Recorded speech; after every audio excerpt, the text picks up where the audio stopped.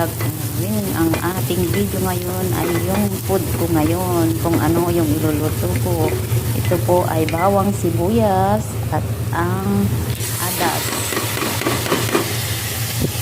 Gagawin ko na po ito. So, yung gisa ko po yan sa bawang sibuyas. Lagyan ko ng konting paminta at saka cumin na kaunti, saka maji, asin. Tapos pag malambot na siya, bumuka-buka na parang munggo, i-blender ko na siya. Ito po yung soup nila ngayon. At saka yung breast chicken, ginisa ko sa bawang sibuyas, paminta, at saka konting kasbara powder, at saka tomato paste. Iluluto ko na malambot, tsaka lalagyan ko po ng cooking cream para sa macaroni. Ito na po yung ating chicken na may cooking cream. Lagyan ko ng 2 curry, at saka nilagyan ko ng 2 kutsara na cheese pack.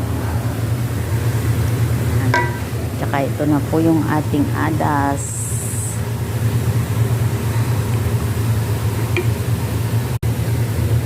Na po yun, tunaw-tunawin lang po natin yung ating curry at hanggang sa kumulo po ito. Isang beses lang ng kulo, tapos ilagay na po natin yung macaroni.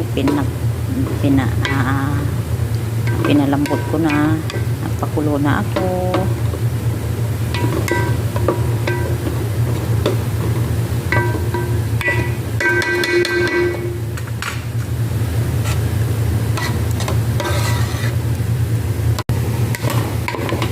Ito na po yung ating macaroni.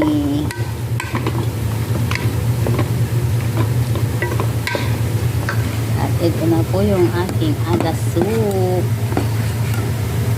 Ito po ang aking menu for today kasi fasting si Baba.